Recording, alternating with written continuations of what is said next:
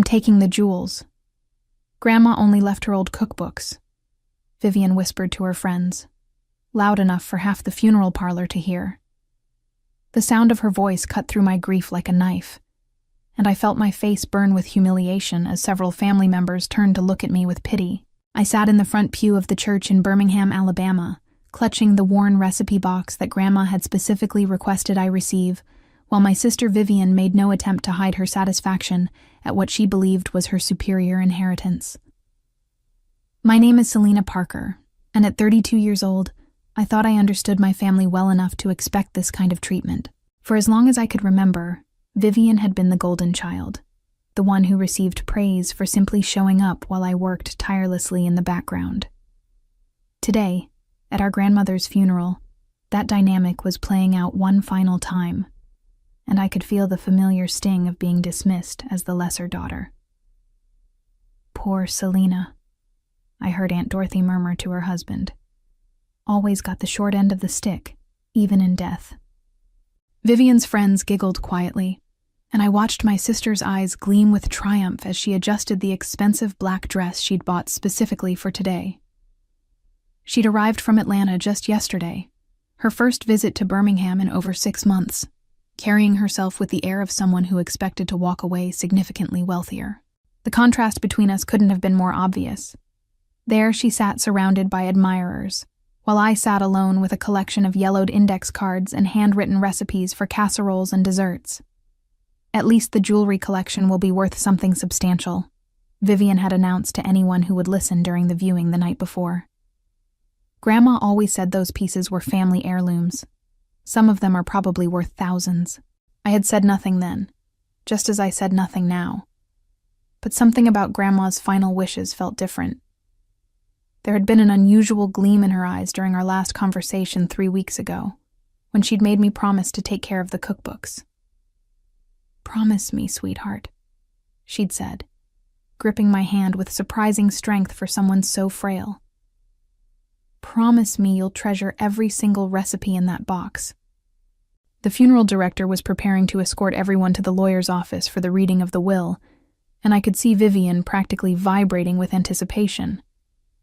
She'd already made plans for how she would sell the more valuable pieces, keeping only her favorites for herself. As we filed out of the church, I noticed she kept glancing at the recipe box in my hands, with a mixture of pity and smug satisfaction, as if my inheritance was proof of my place in the family hierarchy. The years leading up to this moment had established a clear pattern in our family, one that made Vivian's behavior today feel like an inevitable conclusion to a lifelong story of favoritism and neglect. While she'd moved to Atlanta after college to pursue her marketing career, visiting only during major holidays and special occasions, I had remained in Birmingham, building my life around caring for the people who mattered most to me. Every Tuesday and Thursday for the past 5 years, I'd driven the 20 minutes from my downtown apartment to Grandma's house on the south side of the city, helping her with grocery shopping, doctor's appointments, and the general maintenance that comes with aging. While Vivian sent Christmas cards and made brief phone calls on birthdays, I'd spent countless afternoons sitting at Grandma's kitchen table, listening to stories about her childhood and learning the family recipes that had been passed down through generations. "You're the only one who really cares about preserving family traditions," Grandma had told me repeatedly over the years.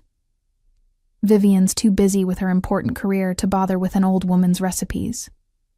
Those afternoons had become precious to me, not because I particularly enjoyed cooking, but because they represented the only time I felt truly valued by someone in my family. Grandma would pull out her recipe box and walk me through the preparation of her famous Sunday pot roast, or her celebrated apple pie, insisting that I write down every detail in my own handwriting. "Recipes aren't just about ingredients," she'd say. "They're about love and memory and connection." Vivian, meanwhile, had always treated these visits as proof of my limited ambitions. "Still playing housewife with Grandma?" she'd ask whenever she called during one of my visits. "Don't you have anything better to do with your time?" Her tone carried the implication that my devotion to family traditions was somehow embarrassing, a sign that I lacked the sophisticated priorities that had taken her to the big city and the corporate world. Our parents had always reinforced this dynamic, praising Vivian's professional achievements, while treating my work as a social worker like a temporary phase I'd eventually outgrow. "When are you going to find something more substantial?" my father would ask during family dinners. "Vivian's already climbing the corporate ladder, and you're still dealing with other people's problems." The favoritism had been particularly evident during Grandma's decline over the past year. While I'd coordinated her medical care, arranged for home health services, and spent my weekends helping her organize decades of accumulated belongings, Vivian had contributed occasional phone calls and a few expensive flower arrangements. Yet somehow, she'd maintained her position as the family success story, the daughter whose accomplishments were celebrated while my sacrifices were taken for granted. Now, as we walked toward the lawyer's office, I could feel the weight of those years of dismissal. Vivian strode confidently beside her friends, already discussing her plans for the inheritance, while I followed quietly behind, wondering if even in death, Grandma's final gesture would reinforce my position as the forgotten daughter. The lawyer's office occupied the third floor of a historic building in downtown Birmingham, its mahogany-paneled walls and heavy leather furniture creating an atmosphere of solemnity that seemed appropriate for the occasion. Mr. Harrison had been handling our family's legal affairs for over 2 decades, and his kind eyes held a mixture of professional compassion and something else I couldn't quite identify as we settled into the conference room. Vivian had positioned herself prominently at the head of the table, flanked by her friends who'd driven down from Atlanta for what they clearly expected to be a celebratory occasion. I took a seat near the window, still clutching the recipe box, feeling like an observer at someone else's important meeting. The contrast in our expectations couldn't have been more obvious. While Vivian radiated confidence and entitlement, I simply hoped to get through the reading without further embarrassment. "Ladies and gentlemen, thank you for coming today," Mr. Harrison began, adjusting his glasses as he opened the thick folder containing Grandma's will. Margaret Ann Patterson was a remarkable woman who thought very carefully about how she wanted to distribute her estate. Vivian leaned forward eagerly, and I noticed her friends exchanging knowing glances. They'd obviously discussed their expectations during the drive from Atlanta, probably calculating the value of various pieces and planning a shopping trip to celebrate Vivian's good fortune. The assumption that I'd received the consolation prize, a box of old recipes, seemed to amuse them, and I caught several poorly concealed smiles directed in my direction. "The primary bequests are straightforward," the lawyer continued. "To my granddaughter, Vivian Patterson Hughes, I leave my complete collection of jewelry, including all pieces inherited from my own mother and grandmother, along with my personal savings account containing approximately $15,000. Vivian's smile widened, and she actually clapped her hands together in delight. "I knew Grandma understood who really deserved the family treasures," she said, loud enough for everyone to hear. Her friends murmured congratulations, and I felt the familiar ache of being overlooked, even though I'd tried to prepare myself for this moment. "To my granddaughter, Selena Patterson," Mr. Harrison continued, "I leave my recipe collection, including all handwritten cards, the wooden box they're stored in, and any additional materials related to food preparation and cooking that might be found among my possessions." The disappointment in the room was palpable, and I saw several family members exchange sympathetic looks. Aunt Dorothy reached over to pat my shoulder consolingly, while Vivian made no attempt to hide her satisfaction. "Well, at least you'll always be able to make a good casserole," she said with mock sweetness, generating another round of barely suppressed laughter from her supporters. But as I looked at Mr. Harrison's face, I noticed something unexpected. His expression wasn't one of sympathy or regret. Instead, he seemed to be suppressing what looked almost like anticipation, as if the real purpose of today's gathering hadn't yet been revealed. The way he handled the folder suggested there were additional documents, additional surprises that nobody in the room had considered. "However," Mr. Harrison said, his voice taking on a more formal tone that immediately commanded everyone's attention, "there are additional provisions in Margaret Patterson's will that require explanation, particularly regarding the, shall we say, unique nature of Miss Selena's inheritance." The change in his demeanor was subtle but unmistakable. Where moments before he'd seemed to be delivering routine information, Now there was an energy in his voice that suggested something significant was about to unfold. I felt my heartbeat quicken, though I couldn't understand why. What could possibly be unique about inheriting a box of family recipes? Vivian, who had been basking in the congratulations of her friends, suddenly looked puzzled. "What do you mean by unique?" she asked, her voice sharp with suspicion. "They're just old recipe cards. What's there to explain?" "Well, that's where things become quite interesting," Mr. Harrison replied, reaching into his briefcase to retrieve a second folder, much thicker than the first. "Your grandmother was an extraordinarily clever woman, Miss Hughes. She spent the better part of 2 years working with me to ensure that her most valuable assets would be transferred to the granddaughter who had demonstrated the greatest commitment to family and the most genuine character." The room fell silent. I could feel everyone's eyes on me, but now the looks weren't filled with pity. Instead, there was confusion, curiosity, and in Vivian's case, the first hint of alarm. Her friends had stopped their celebratory murmuring and were leaning forward with sudden interest. "I don't understand," I managed to say, my voice barely above a whisper. "What assets?" Grandma lived modestly. Besides the jewelry and her savings, what else could there be? Mr. Harrison smiled then, and it was a smile filled with genuine warmth and what I could only describe as anticipation. "Miss Patterson, your grandmother owned significantly more than anyone in your family realized. Over the past 15 years, she made a series of very astute real estate investments throughout Birmingham and the surrounding areas. 6 rental properties, 2 commercial buildings, and a small shopping center that generates substantial monthly income." The words hit the room like a physical force. Vivian's face went pale, and her mouth fell open in shock. "That's impossible," she stammered. "Grandma never mentioned any properties.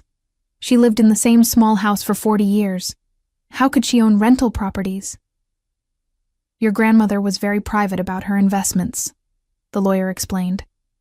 "She preferred to let people assume she was living on a modest pension, while she quietly built a substantial real estate portfolio. The properties are currently valued at approximately $4.2 million, and they generate around $35,000 per month in rental income." I felt dizzy. The numbers seemed impossible, surreal. My grandmother, who had clipped coupons and shopped for marked-down groceries, who had worried about paying for her medications, had been a millionaire.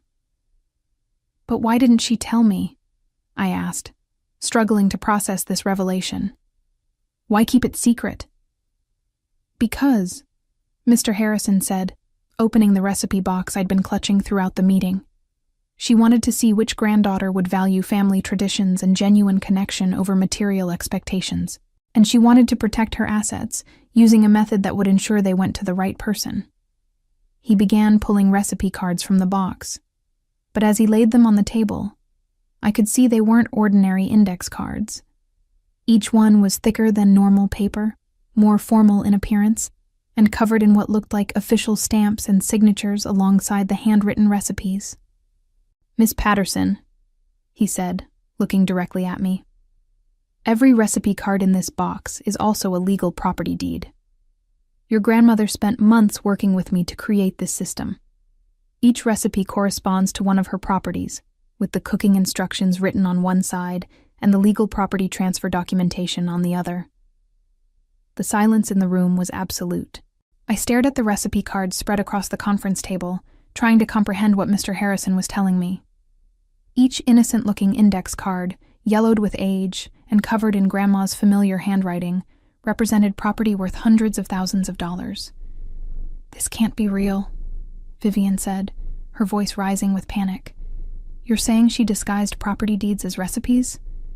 That's ridiculous. It doesn't make legal sense." "On the contrary," Mr. Harrison replied calmly, "it makes perfect legal sense. Your grandmother worked with my firm for over 2 years to ensure every document was properly executed and recorded. Each recipe card contains both the cooking instructions your grandmother actually used and the legal language necessary to transfer ownership of the corresponding property to Miss Selina." He picked up one of the cards and handed it to me. This one, for instance, contains your grandmother's recipe for apple pie. But if you look at the back side, you'll find the deed transferring ownership of the commercial building on 20th Street South, currently leased to a medical practice, and generating $4,800 per month in rental income. My hands trembled as I turned the card over. Sure enough, beneath the familiar recipe for Margaret's famous apple pie was dense legal text describing property boundaries, transfer conditions, and my name as the new owner. The official county seal and notary stamp made it unmistakably legitimate. The recipe for beef stew, the lawyer continued, selecting another card, corresponds to the duplex on Highland Avenue. The chocolate chip cookies represent the 4-unit apartment building in 5 points. Each recipe your grandmother taught you over the years was simultaneously a lesson in cooking and a legal transfer of substantial wealth. Vivian stood up so abruptly that her chair fell backward. "This is insane!" she shouted, her composure completely shattered. "She can't just hide millions of dollars in property transfers. I'm going to contest this. There has to be some legal recourse." "Actually," Mr. Harrison said, his voice remaining professionally calm despite Vivian's outburst, "your grandmother anticipated that reaction. That's why she documented everything so thoroughly. There's also this letter." He handed me an envelope with my name written in Grandma's careful script. Inside was a 3-page letter that began with the words I'd been longing to hear my entire life. "My dearest Selina, you are the granddaughter who truly understood what family means." As I read aloud, my voice growing stronger with each sentence, the letter detailed exactly why Grandma had chosen this method of inheritance. She described my years of devotion, my genuine interest in family traditions, and my character as someone who valued relationships over material gain. She contrasted this with Vivian's behavior, noting her infrequent visits, her dismissive attitude toward family recipes, and her obvious interest in monetary inheritance, rather than emotional connection. "I watched both of my granddaughters carefully," the letter continued, "and I saw that Selina was the one who would treasure these recipes not for their financial value, but for the love and history they represented. I designed this inheritance to reward genuine devotion and to ensure that my properties would go to someone who would manage them responsibly and continue to value family above all else." The letter concluded with specific instructions for each property, including details about the current tenants, rental agreements, and Grandma's hopes for how I would continue her legacy of providing quality housing to working families in Birmingham. Vivian's friends had grown completely silent, staring at the scene unfolding before them with obvious shock. The woman they'd come to congratulate on her inheritance was now facing the reality that she'd received jewelry worth perhaps $50,000, while the sister she'd mocked had inherited a multi-million-dollar real estate empire. "No," Vivian said, her voice breaking as the full magnitude of her miscalculation became clear. "This isn't fair. I'm the successful one. I'm the one with the career and the connections. Selina she just stayed here and played house with an old woman. That doesn't make her deserve millions of dollars." Her friends shifted uncomfortably in their seats, no longer sure whether to offer support or distance themselves from her mounting humiliation. The celebration they'd anticipated had transformed into a public breakdown, and I could see them exchanging uncertain glances as Vivian's facade of sophistication crumbled completely.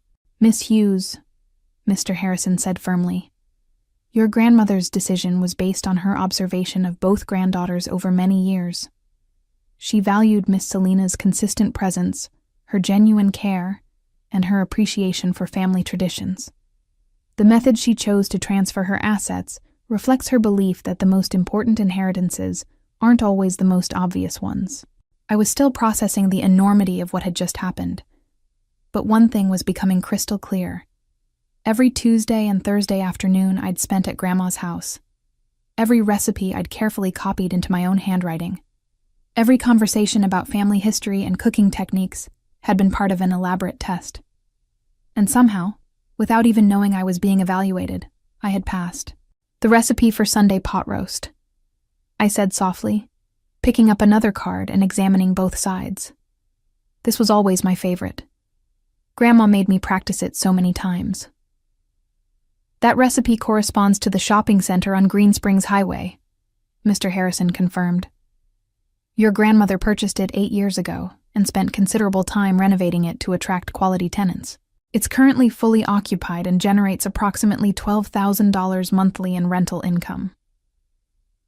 Vivian sank back into her chair, her face white with shock and rage. She tricked me, she whispered. She made me think the jewelry was the valuable inheritance. She let me believe that Selena was getting scraps while I was getting the treasure. Your grandmother didn't trick anyone, I said, finding my voice as the reality of the situation settled in. She simply gave each of us exactly what we valued most. You wanted material wealth that you could display and sell. I wanted connection and tradition and family history. She made sure we both got what we truly cared about. The lawyer began organizing the recipe cards back into their box, but now each one felt precious in an entirely new way. Miss Patterson, there are additional documents you'll need to review, including current lease agreements, property management recommendations, and tax information. Your grandmother has left you not just substantial wealth, but also the responsibility of maintaining her legacy as a fair and conscientious landlord. As Vivian and her friends prepared to leave, the atmosphere in the room had completely shifted. Where they'd entered expecting triumph, they were now departing in stunned silence. Vivian paused at the door, looking back at me with a mixture of anger and disbelief. This isn't over, she said, though her voice lacked conviction. I'll find a way to challenge this. It's not right that someone who never accomplished anything should inherit everything. Actually, Mr. Harrison interjected quietly, Miss Selena accomplished exactly what your grandmother valued most. She showed up. She cared. She listened. She preserved family traditions not because she expected a reward, but because she understood their importance.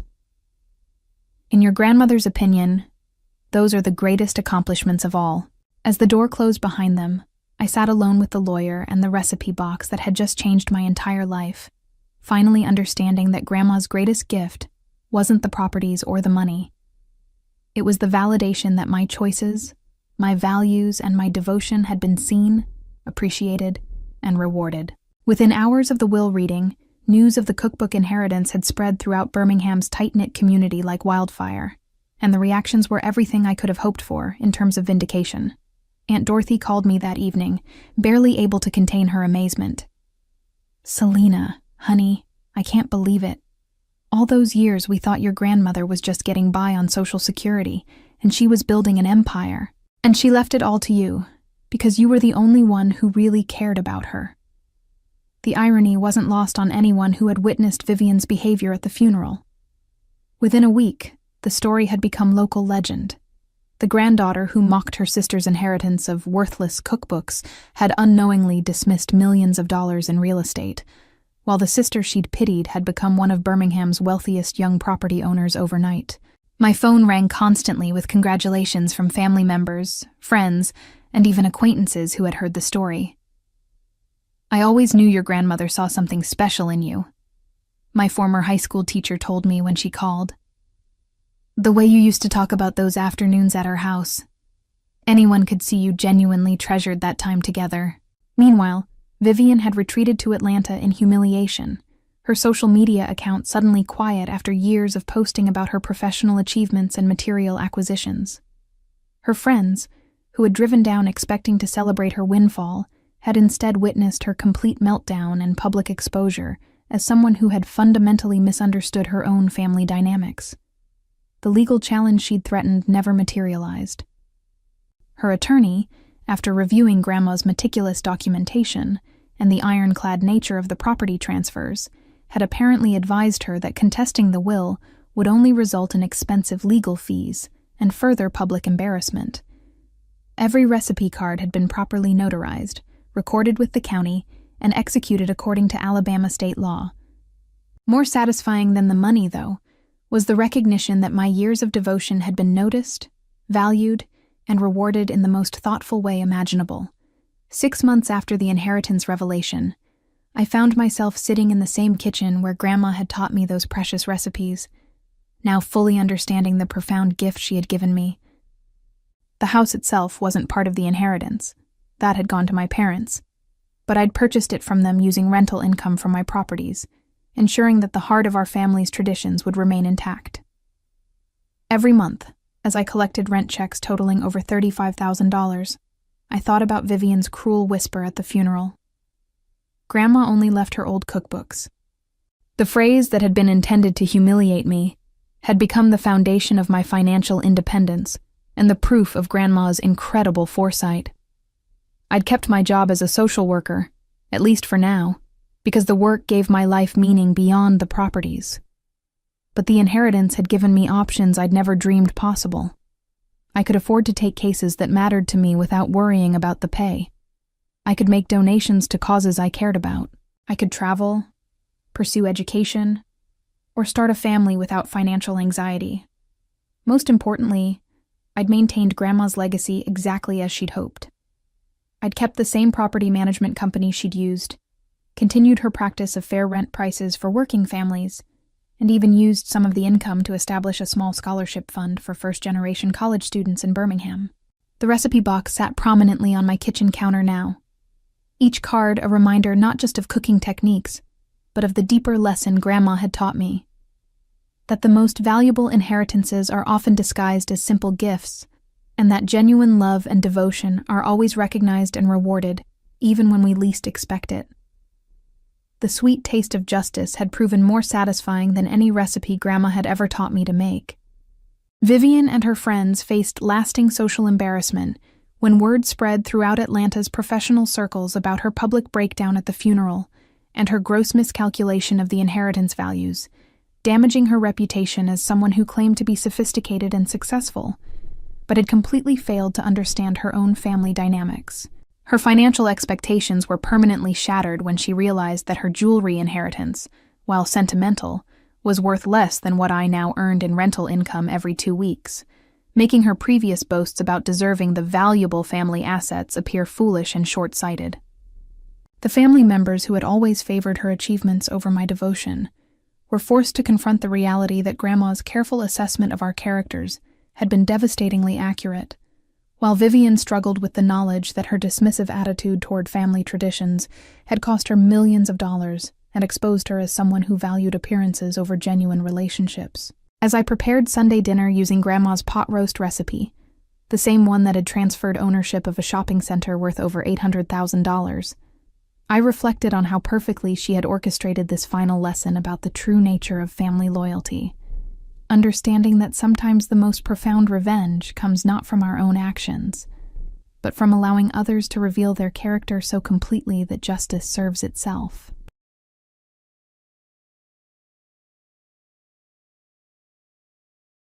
I'm getting the house and the business. She just gets the dolls. Sebastian's voice echoed through the lawyer's office with such smug satisfaction that I wanted to throw something at his perfectly styled head. The entire family erupted in laughter, as if my inheritance was some kind of elaborate joke. I sat there in my simple black dress, watching my brother bask in their approval while they dismissed everything I had worked for over the past decade. My name is Anna Wells, and I'm 32 years old.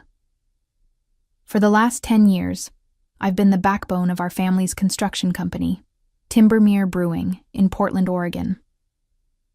While Sebastian partied his way through college and then spent his 20s traveling the world on Daddy's dime, I was pulling 80-hour weeks, managing contracts, dealing with suppliers, and making sure our workers got paid on time.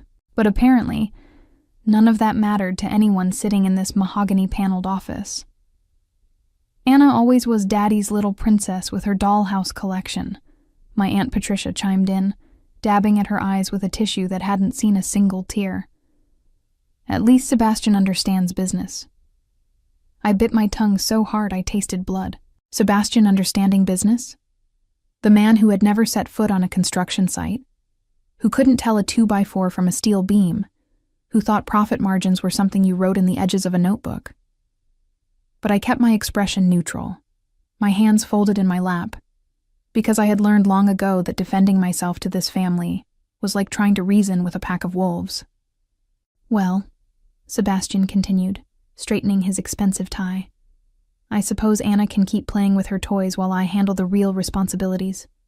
Father always said the business needed strong leadership, The lawyer, Mr. Harrison, cleared his throat softly. He was an elderly man with kind eyes who had known our family for decades. Something in his expression made me sit up straighter, a flicker of anticipation dancing in my chest. "Actually," Mr. Harrison said, his voice cutting through their laughter like a knife through butter, "the company was never in his name." The room fell silent so quickly that I could hear the air conditioning humming in the vents. Sebastian's face went from triumphant to confused in the span of a heartbeat, and I felt something warm and dangerous spreading through my chest. After years of being dismissed, overlooked, and treated like the family disappointment, something told me that the tables were about to turn in a way that none of them could possibly imagine. Growing up as the youngest child in the Wells family meant learning early that my opinions didn't matter much. My father, Thomas Wells, was a bear of a man who had built his construction company from nothing, starting with a single truck and a handful of tools. My mother, Caroline, had passed away when I was 12, leaving me to navigate the testosterone-heavy world of construction sites and business meetings without much guidance. Sebastian, being 5 years older and the golden boy, was always destined for greatness in everyone's eyes. He played football in high school, dated the homecoming queen, and sailed through business school with average grades that everyone pretended were excellent. Meanwhile, I spent my teenage years at construction sites, learning the difference between various types of concrete and understanding why foundation work mattered more than flashy finishes. "Anna's got a good head for numbers," my father used to tell people, as if mathematical ability was some cute party trick rather than a valuable business skill. "She keeps me organized." But it was more than that, and deep down, I think he knew it. When Sebastian graduated college and announced he wanted to find himself through a year-long backpacking trip through Europe, I was the one who stepped up. When our biggest client threatened to cancel a $1 million contract because of communication breakdowns, I was the one who salvaged the relationship. When we nearly lost 3 key employees to a competitor, I restructured our benefits package and convinced them to stay. I had learned to read architectural blueprints, understand zoning laws, and negotiate with union representatives. I could walk onto any of our job sites and spot safety violations, quality issues, or scheduling problems within minutes. Sebastian, on the other hand, had visited exactly 2 construction sites in his entire life, and both times he had complained about getting his shoes dirty. "Sebastian will take over when I retire," my father would say at family gatherings, and everyone would nod approvingly. "He's got the Wells leadership gene." What they saw as leadership, I recognized as laziness disguised by charm. Sebastian could schmooze clients at fancy dinners, but he couldn't read a contract to save his life. He looked good in a suit and sounded confident when he talked about synergy and market positioning, but he had no idea what it actually cost to pour a foundation or frame a house. Still, I kept working. I kept solving problems, managing crises, and building relationships with our suppliers and subcontractors. I told myself that someday my contributions would be recognized, that the family would see how much I had sacrificed for the business we all claimed to love. Looking back now, sitting in that lawyer's office with everyone staring at Mr. Harrison in stunned silence, I realized that my father had seen it all along. The question was whether he had done something about it. The night my father died, 3 months before this moment in the lawyer's office, I was the one holding his hand in the hospital room. Sebastian was in Miami at some conference that was probably more vacation than business, and by the time he flew back, the funeral arrangements were already made. "You've been my right hand all these years," my father had whispered during one of his lucid moments in those final days. "You understand this business better than anyone." I had squeezed his hand and told him not to worry about work, that everything would be fine. But there was something in his eyes, a weight that seemed like he wanted to say more. He kept looking toward his briefcase in the corner of the room, the one that never left his side during business hours. "Anna," he had said, his voice so quiet I had to lean closer to hear him. "The dolls, your grandmother's collection, it's not just about sentiment." At the time, I thought he was talking about the emotional value of the antiques.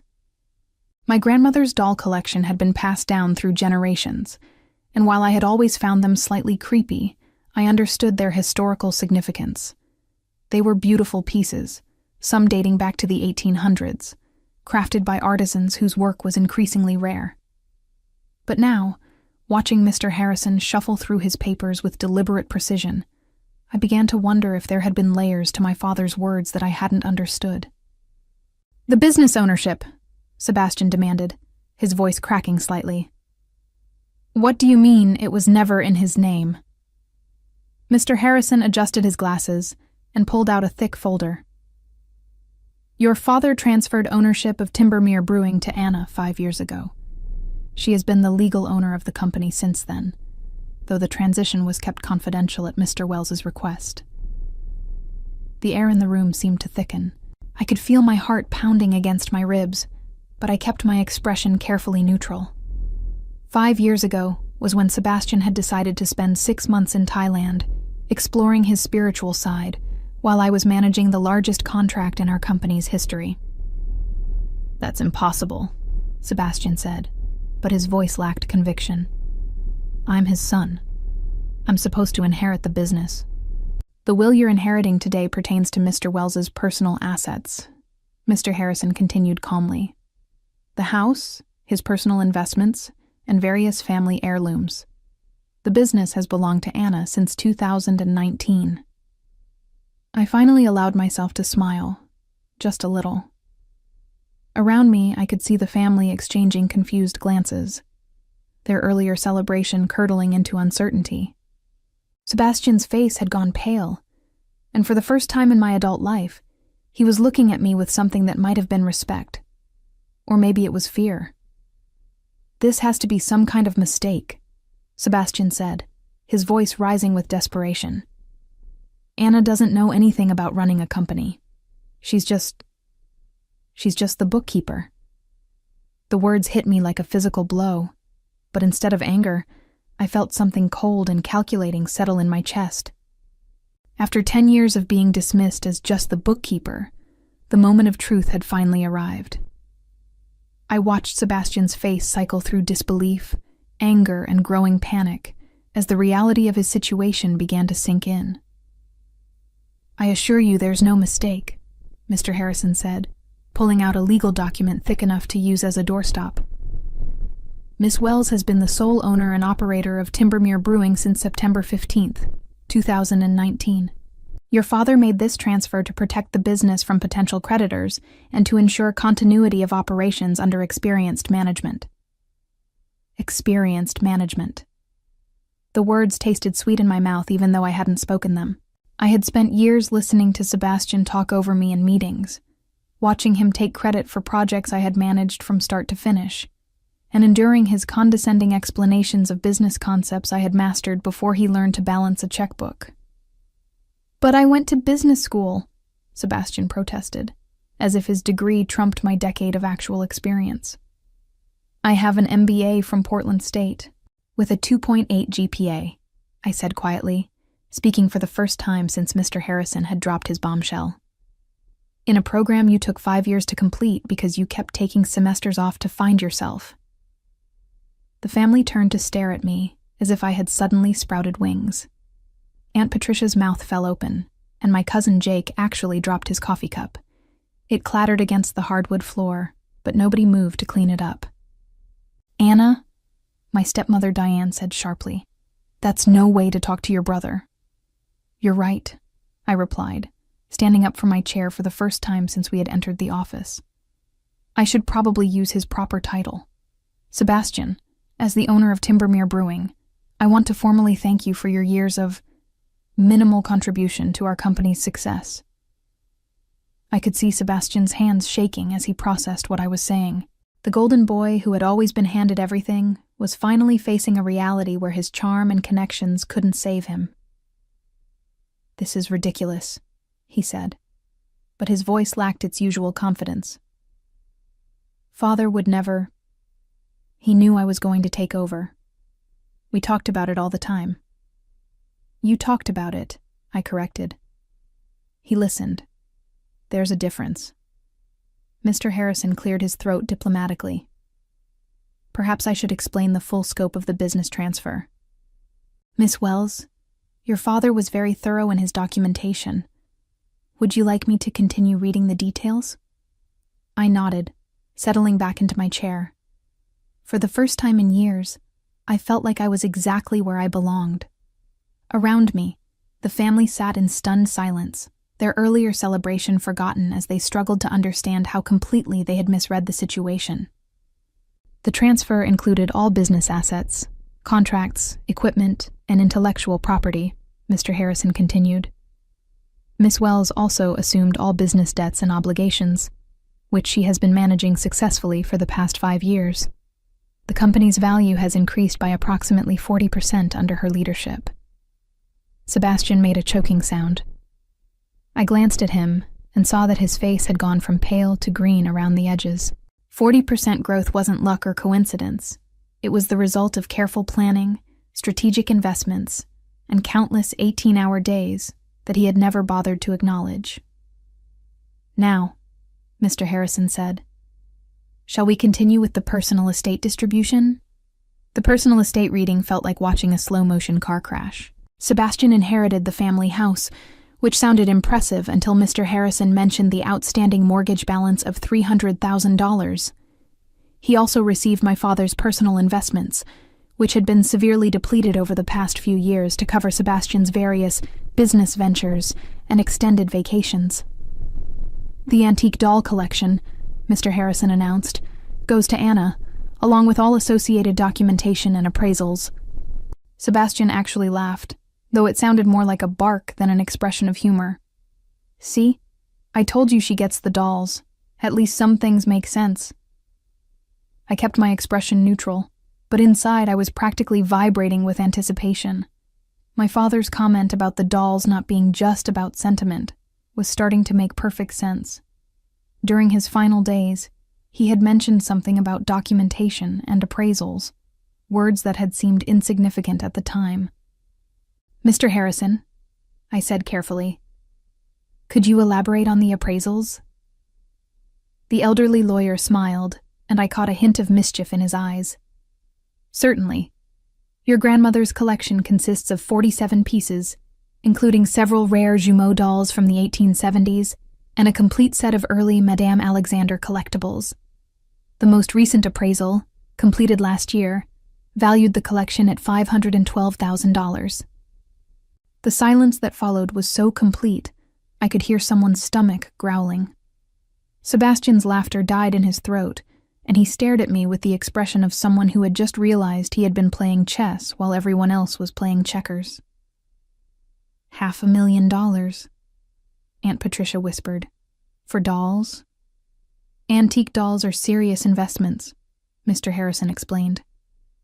Miss Wells's great-grandmother began the collection in the 1920s, and each subsequent generation has added carefully selected pieces. Your father was quite proud of Anna's knowledge of the collection's history and value. I had always been the family member who listened to my grandmother's stories about each doll, who helped her research their origins and maintain their condition.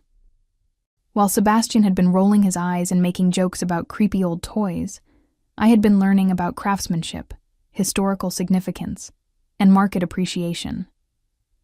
So let me understand this, Sebastian said slowly, his voice tight with barely controlled panic. Anna gets a business worth millions plus $500,000 in antiques, and I get a house with a massive mortgage? You also get father's car, Diane offered weakly, as if a 10-year-old pickup truck might somehow balance the scales. The Timbermere Brewing Company, Mr. Harrison added, consulting his notes, was appraised at $2.3 million as of last month. Miss Wells has been managing the company's finances, operations, and strategic planning for the past 5 years, while maintaining her position as majority owner. I watched Sebastian do the math in his head, his face cycling through various shades of realization and defeat. $2.3 million for the business, plus $500,000 for the dolls, plus the satisfaction of finally being recognized for my actual contributions. Meanwhile, he was looking at a house he couldn't afford to maintain, and a pickup truck that needed a new transmission. "This can't be legal," he said desperately. "There has to be something we can do. Anna tricked him somehow." "Actually," I said, standing up again and smoothing down my skirt, "I think it's time I explained exactly how this happened. 5 years ago," I began, enjoying the way everyone leaned forward despite themselves. "Sebastian was in Thailand finding his spiritual center while I was managing the Patterson Heights development project. You remember that one, don't you, Sebastian? The $20 million contract that almost fell through because of permitting issues?" Sebastian's eyes darted around the room, looking for support that wasn't coming. Everyone remembered the Patterson Heights project because it had been the biggest success story in our company's history. "I spent 3 months working with city planners, environmental consultants, and zoning committees to resolve problems that could have cost us everything," I continued. "While I was doing that, our lawyer discovered that one of our subcontractors was preparing to file a lawsuit that could have bankrupted us." Mr. Harrison nodded. "Your father was facing potential personal liability that could have extended to his personal assets, including the family home. So he called me into his office," I said, remembering that conversation as clearly as if it had happened yesterday. "He said he had been watching me handle increasingly complex responsibilities, and he wanted to protect both the business and the family.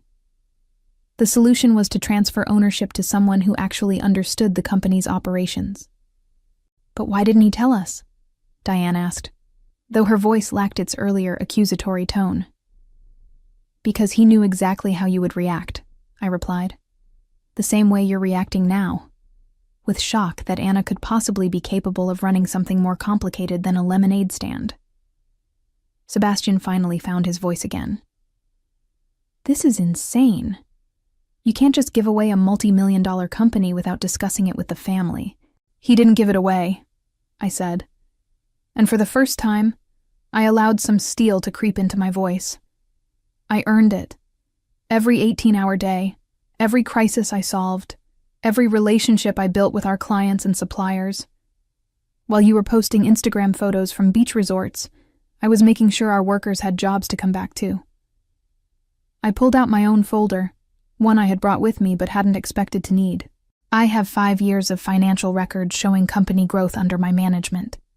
I have testimonials from clients, suppliers, and employees. I have documentation of every major decision I've made and every problem I've solved. Mr. Harrison looked impressed. "Your father mentioned you were thorough, but I didn't realize you had compiled such comprehensive records. I learned early that in this family, you need to document everything if you want anyone to believe you actually did it," I said, glancing meaningfully at Sebastian. "Too many times I watched someone else take credit for my work." The room fell silent again, but this time it felt different. Instead of the shocked silence of people processing unexpected news, this was the uncomfortable quiet of people realizing they had been wrong about something fundamental. "So what happens now?" Sebastian asked, his voice barely above a whisper. I looked at my brother. This man who had spent 37 years coasting on charm and family connections, who had never questioned his right to inherit everything our father had built. For a moment, I almost felt sorry for him. "Now," I said, "you figure out how to make your own way in the world, just like I did." I gathered my papers and stood up, ready to leave the office where I had just officially become one of the wealthiest young women in Portland. But before I reached the door, I turned back one more time. "Oh, and Sebastian, the business isn't hiring right now." The aftermath of the will reading was everything I had dreamed of and more. Sebastian stumbled out of Mr. Harrison's office looking like he had been hit by a freight train, while Aunt Patricia and Diane whispered furiously in the hallway about unfair surprises and ungrateful children. I walked past them all with my head held high, carrying the folder that contained 5 years of documentation, proving I had earned every penny of my inheritance. "Anna, wait!" Sebastian called after me as I reached the elevator. His voice had lost all its earlier arrogance, replaced by something that sounded almost like desperation. "We need to talk about this." I turned to face him, noting how his expensive suit suddenly looked shabby and his perfect hair appeared disheveled. What exactly do you want to talk about, Sebastian? How you never once asked about my work.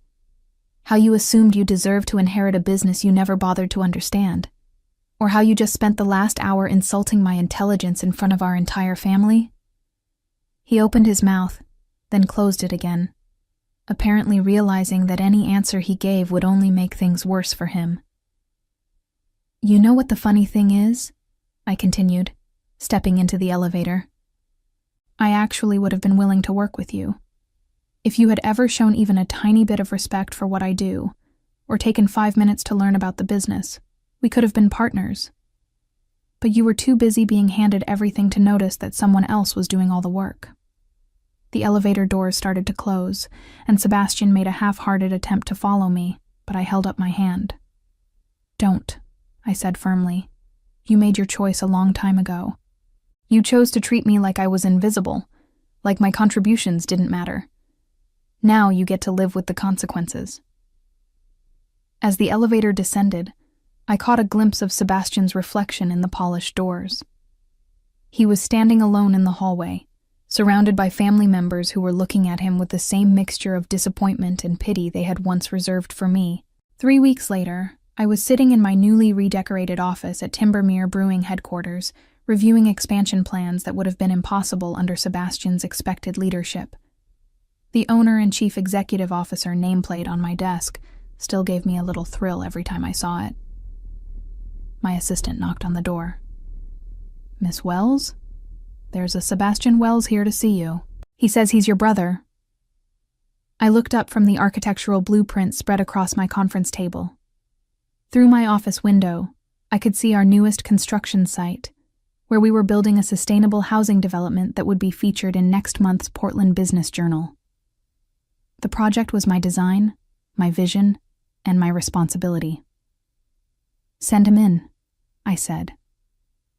Sebastian entered my office looking like a man who hadn't slept well in weeks. His clothes were wrinkled, his hair was uncombed, and he had the defeated posture of someone who had finally run out of options.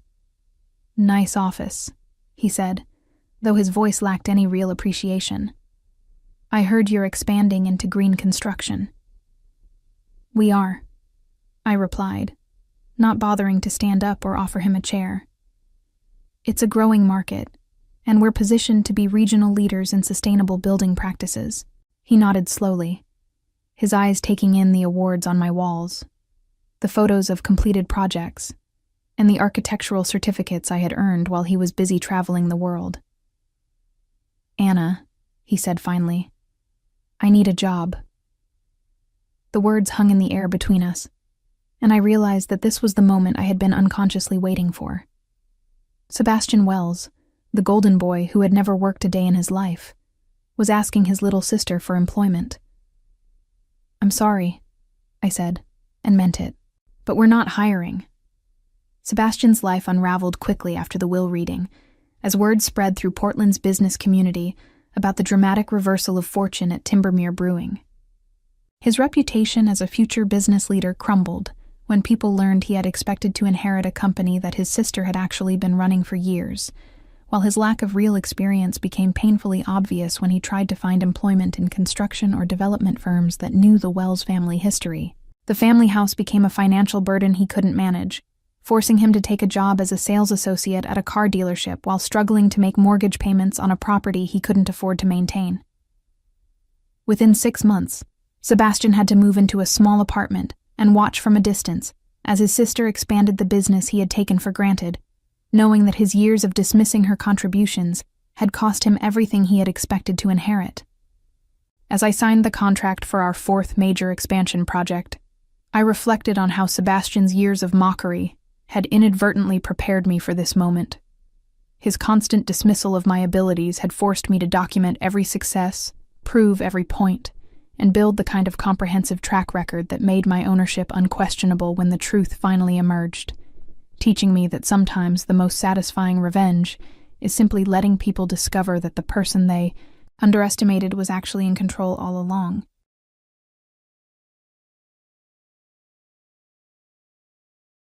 You destroyed everything! My dad Lawrence screamed, his face red with rage, as he slammed the IRS audit notice on the kitchen table. The papers scattered across the worn wood surface like accusations.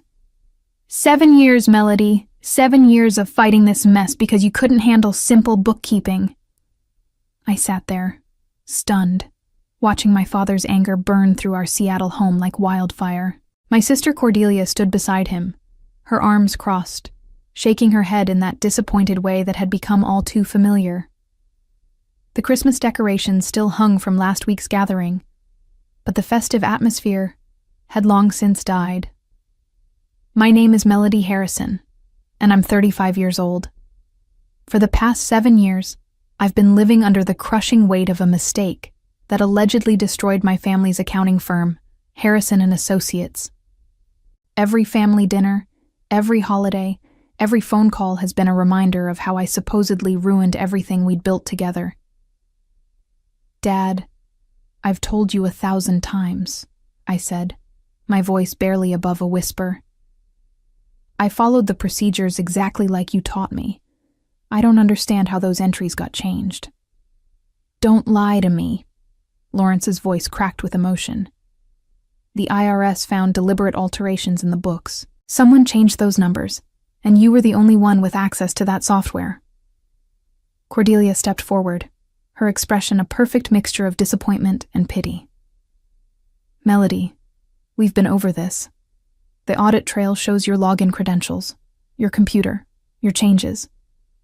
She pulled out a folder thick with documents. Maybe if you just admitted what happened, we could finally move forward as a family. But I hadn't done anything wrong. I knew I hadn't. Yet here I was, 7 years later, still trying to prove my innocence to the two people who should have believed me the most. The audit had found discrepancies totaling nearly $200,000 in client accounts, and somehow every finger pointed back to me. I've paid back every penny of those penalties, I said, feeling tears sting my eyes. I've covered the legal fees, the settlements, everything. What more do you want from me? Lawrence's expression softened slightly, but the disappointment remained. I want my daughter back. The one who cared about this family enough to tell the truth. As I looked around the room where I'd grown up, where we'd celebrated every achievement and milestone, I felt a familiar ache in my chest. The walls were covered with photos of our family's success. Lawrence receiving business awards, Cordelia graduating summa cum laude from her accounting program, and me, conspicuously absent from the more recent pictures. Something felt wrong about this whole situation, but I couldn't put my finger on what it was. Growing up, I'd always been the reliable one. While Cordelia charmed everyone with her perfect grades and social connections, I was the daughter who stayed late to help Lawrence organize client files and learn the business from the ground up. I genuinely loved the work, the precision of numbers, the satisfaction of balancing books perfectly, the trust clients placed in our family firm. Cordelia, 2 years younger, had always been Lawrence's favorite. She was beautiful, brilliant, and had a way of making everyone in a room focus on her. When she graduated with her accounting degree, Lawrence practically glowed with pride. Now we can really expand the business, he'd said. Having both my daughters working alongside me is everything I ever dreamed of. But even back then, I noticed things. Cordelia would come in late, leave early, and somehow always managed to avoid the tedious reconciliation work that kept our books accurate. She preferred meeting with high-profile clients and attending networking events, leaving me to handle the detailed financial work that actually kept the business running. She's building relationships, Lawrence would say whenever I mentioned the uneven workload. That's just as important as the day-to-day operations. I never minded. I was proud of my skills and trusted that my contributions were valued, even if they weren't as visible as Cordelia's networking successes. I had my own apartment in Capitol Hill, a small but comfortable place where I could decompress after long days at the office. The changes started gradually in the months before the audit. Cordelia began staying later, often working alone in the office after everyone else had gone home. She volunteered to handle more of the software updates and system maintenance, tasks she'd always avoided before. "I want to be more involved in the technical side," she explained, when Lawrence praised her newfound dedication. Melody's taught me so much about how everything works. I remember feeling pleased that she was finally taking more interest in the crucial back-end operations. We even had some good conversations about accounting procedures and client management during those weeks. She asked detailed questions about our software systems and seemed genuinely interested in learning how everything connected. Looking back now, I realized she was asking about security protocols, backup procedures, and audit trails. At the time, I thought she was just being thorough. I was happy to share my knowledge with my sister. The audit notice arrived on a Tuesday morning in March. Lawrence opened it during our weekly staff meeting, and I watched his face drain of color as he read the formal language about discrepancies requiring immediate investigation. "They're looking at our books from the past 2 years," he said quietly. "They want everything. Every transaction, every adjustment, every piece of documentation." I felt confident. Our books were meticulous. I double-checked every entry, maintained perfect records, and followed every procedure to the letter. I even welcomed the audit as a chance to prove how well-run our business was. How naive I was. The IRS investigators arrived 3 weeks later, and my world began to crumble. They set up in our conference room with boxes of documents and laptops, methodically going through every transaction with the intensity of surgeons examining a patient. I cooperated fully, walking them through our procedures and explaining our filing systems. Agent Patricia Williams seemed particularly interested in our software logs and user access records. She was thorough but professional, asking detailed questions about who had access to what systems and when. "Miss Harrison," Agent Williams said during my interview, "we found several entries that were modified after the initial posting. Can you explain why these changes were made?" I stared at the printouts she handed me. The numbers were wrong, completely different from what I remembered entering. Client payments had been moved between accounts, expense categories had been changed, and there were adjustments I'd never made.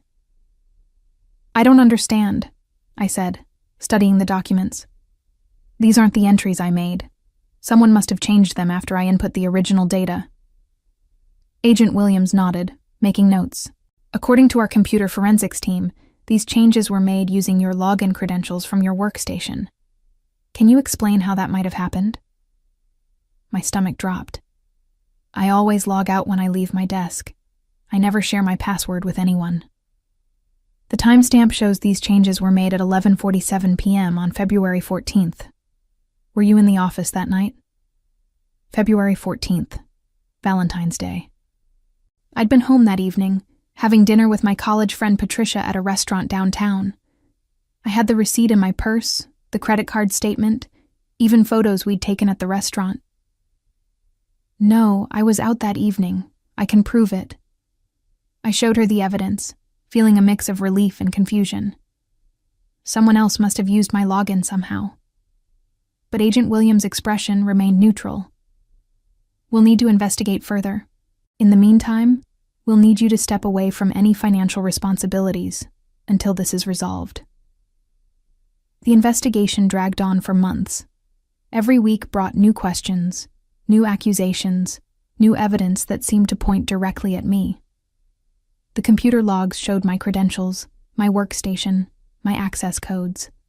The financial discrepancies totaled $197,000 across multiple client accounts. Lawrence grew more distant with each revelation. "How is this possible, Melody?"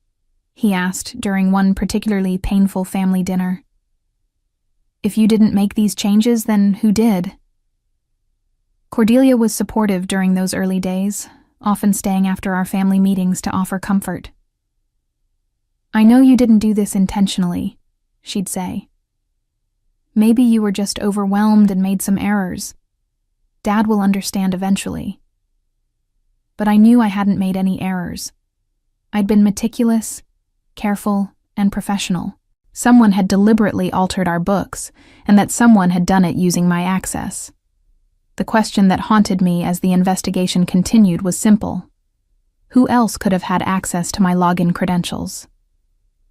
I was about to discover that the answer was closer to home than I ever imagined. The final audit report arrived on a gray October morning, and it shattered what remained of my relationship with my family. The investigators had concluded that the alterations were deliberate, sophisticated, and designed to hide missing funds. The penalties alone would cost the business nearly $300,000, not including legal fees and the damage to our reputation. Lawrence called an emergency family meeting that evening. I walked into his home office feeling like I was approaching my own execution. The room smelled of old leather and disappointment, the same space where he'd taught me about business ethics and family loyalty years before. "The final report confirms it," Lawrence said without looking up from the paperwork. "Deliberate manipulation of client accounts. Funds moved between accounts to hide shortfalls. The pattern shows planning and intent." Cordelia sat in the chair across from his desk, her face a mask of carefully controlled emotion. "What does this mean for the business?" she asked quietly.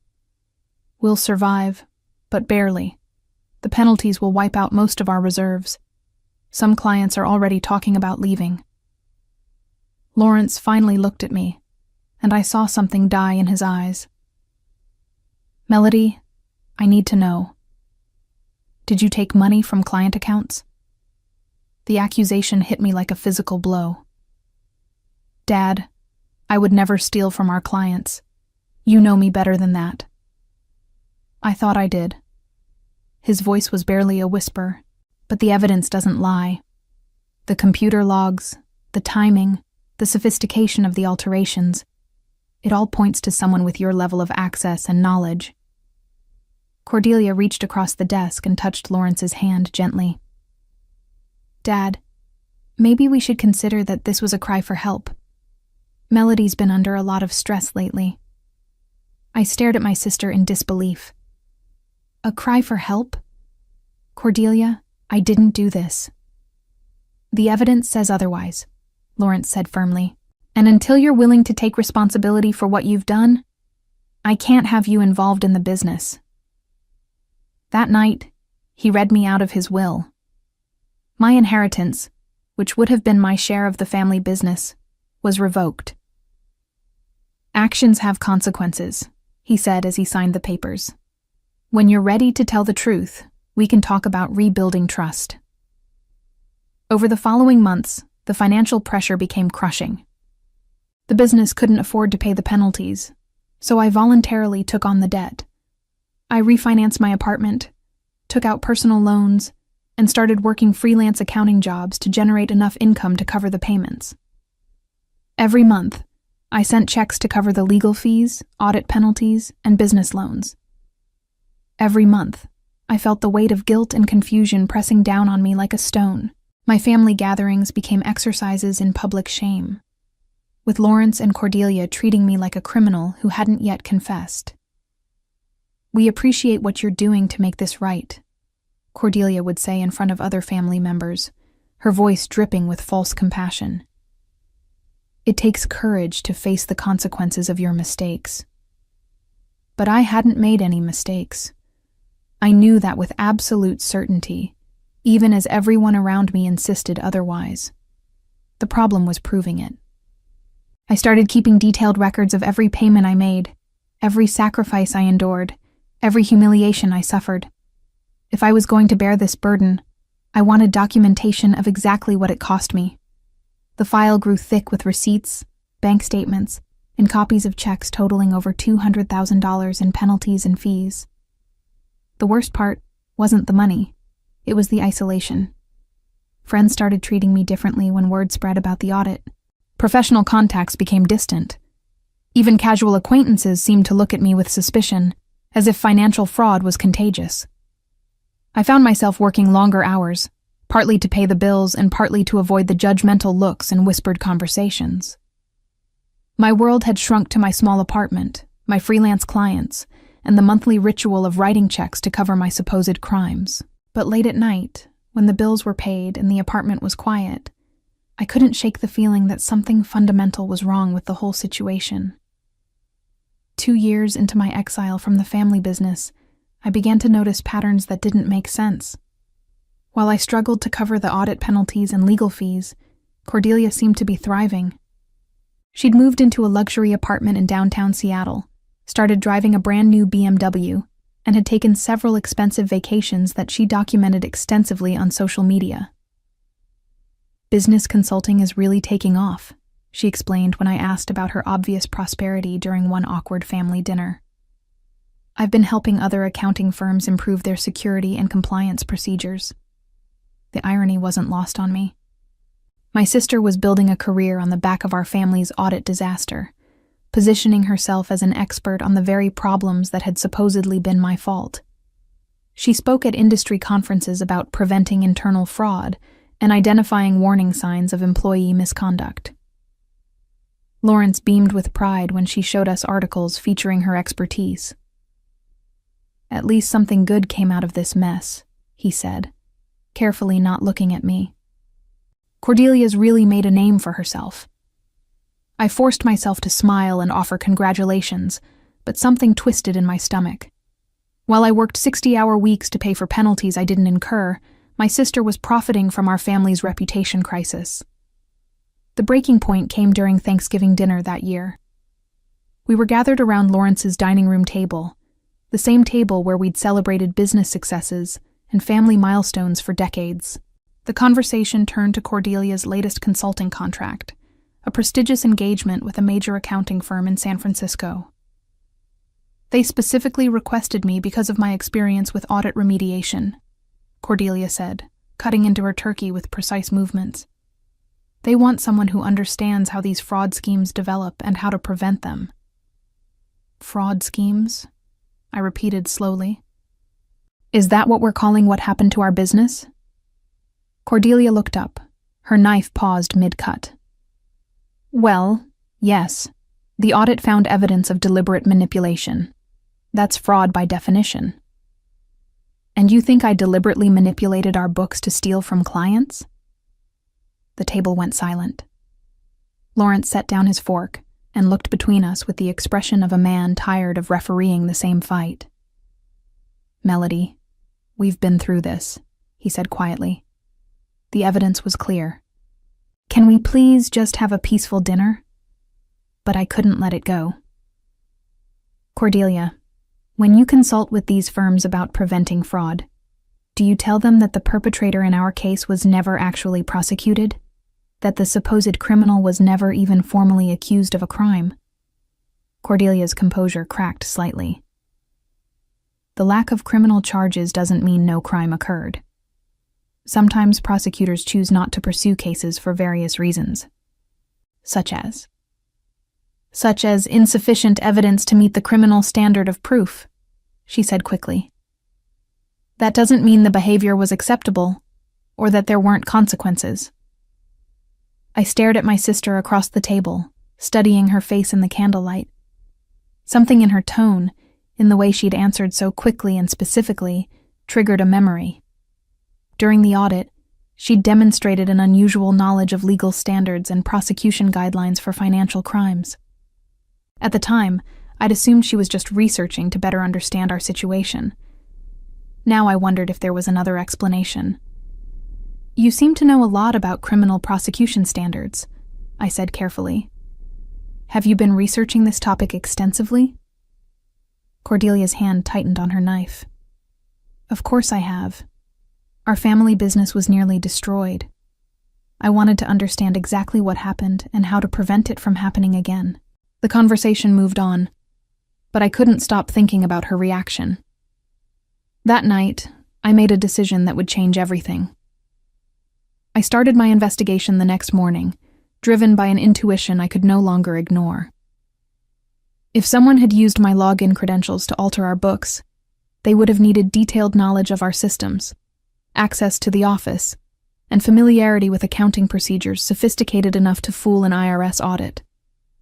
The list of people with that combination of knowledge and opportunity was very short. I contacted our former IT consultant, Trevor Yamamoto, who had helped us set up our computer systems. Over coffee at a downtown cafe, I asked him about security protocols and user access logs. "The thing about your old system," Trevor said, stirring sugar into his latte, "is that it kept much more detailed logs than most people realized. Every keystroke, every mouse click, every file access was recorded with timestamps and location data. Location data? IP addresses, machine identifiers, even physical location if the computer had GPS capabilities. The audit team probably only looked at the basic login information, but there would have been much more detailed data available. My heart raced. Would that data still exist? Depends on the backup procedures. Most firms keep archived logs for at least 7 years for compliance purposes. You'd need administrative access to retrieve them, though. I spent the next week researching data recovery and forensic analysis procedures. What I learned was both encouraging and frustrating. The detailed logs Trevor described would indeed show exactly who had made what changes when, but accessing them would require technical expertise I didn't possess. That's when I remembered something important. Before the audit, Cordelia had volunteered to handle our system backups and archive procedures. She'd insisted on taking over that responsibility, claiming she wanted to learn more about the technical side of the business. I drove to the office building where Harrison and Associates had operated. The business had downsized significantly after the audit, but Lawrence still maintained a small office on the second floor. I used my old key code, hoping he hadn't changed it. The office was quiet and dimly lit. Most of our old equipment was gone, but I knew Lawrence kept financial records and backup drives in the fireproof safe behind his desk. If the detailed system logs still existed, they would be there.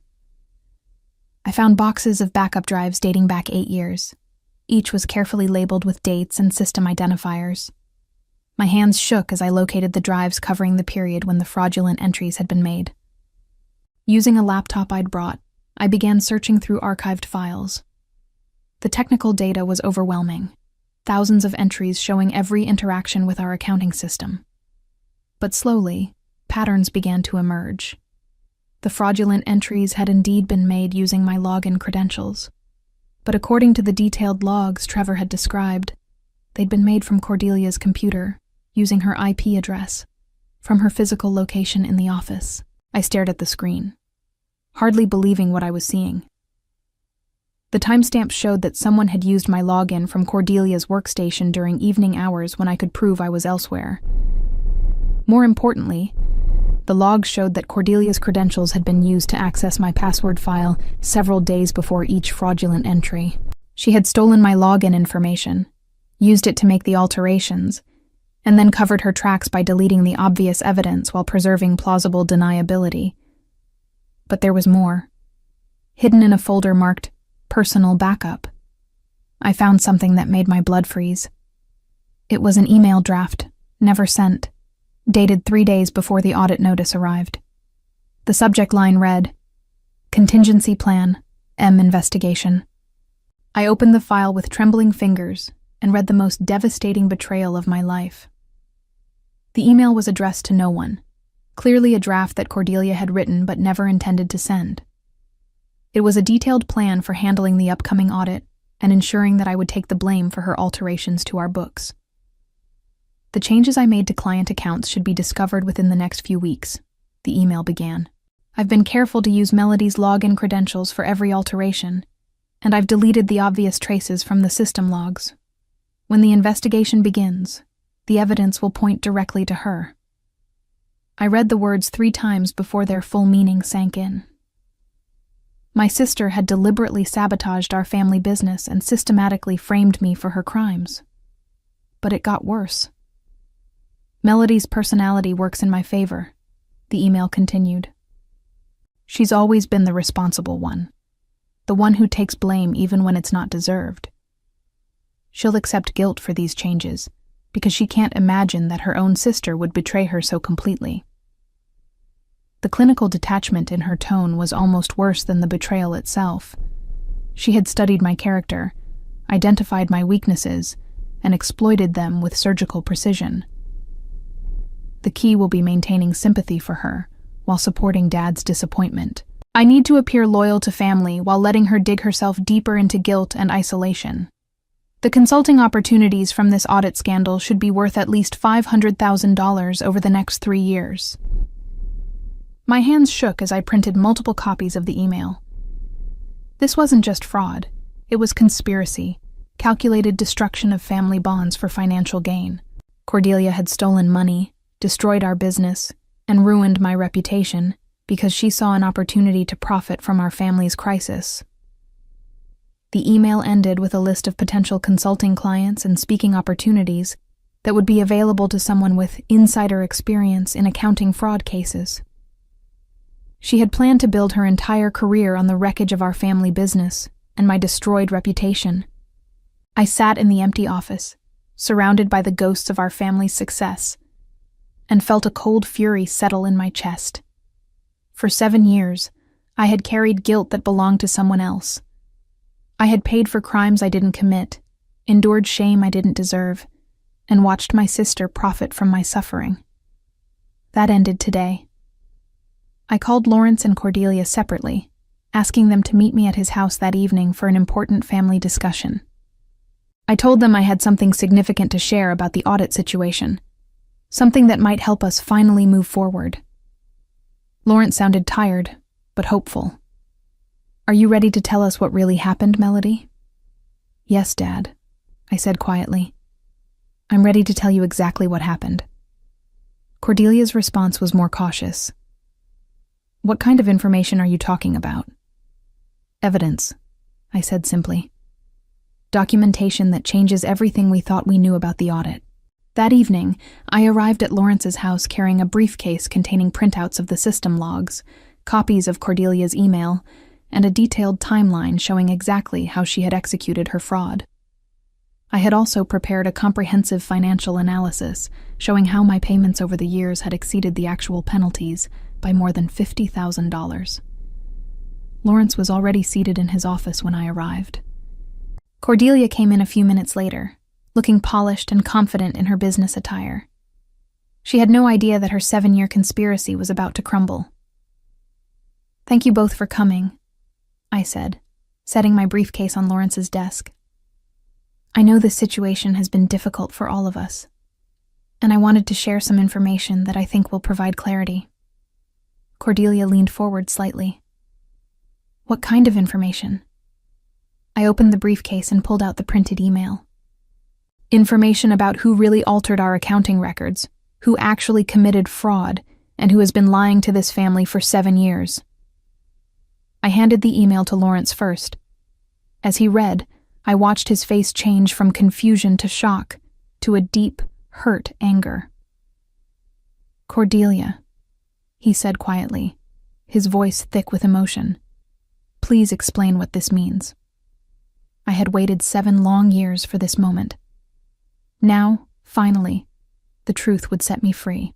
Lawrence's trusted attorney confirmed that Cordelia's email constituted both admission of guilt and conspiracy to commit fraud. Within weeks, federal investigators reopened the case, this time focusing on the right suspect. Cordelia faced criminal charges for embezzlement, fraud, and conspiracy, ultimately receiving a 3-year prison sentence and permanent revocation of her accounting license. Her consulting business collapsed overnight when clients learned about her criminal conviction, and she was forced to liquidate her luxury lifestyle to pay restitution to the original victims and cover legal fees. Lawrence, devastated by the revelation that he had spent years punishing his innocent daughter while enabling his guilty one, transferred full ownership of the remaining business assets to me and publicly cleared my name in industry publications. Cordelia's carefully constructed reputation as a fraud prevention expert became a source of professional ridicule when the truth emerged, and she found herself unemployable in any financial field. Lawrence struggled with guilt over his favoritism and the years of unjust treatment he had subjected me to, ultimately entering therapy to address his inability to see past Cordelia's manipulations. As I signed the papers making me the sole owner of Harrison and Associates, I reflected on how Cordelia's greatest mistake was underestimating the very sister she had tried to destroy. She had been right about one thing. I was the responsible one. Thorough enough to investigate, persistent enough to uncover the truth, and strong enough to rebuild what she had tried to tear down. And now I knew that sometimes the best revenge is simply letting someone's own calculated cruelty become the foundation of their complete downfall.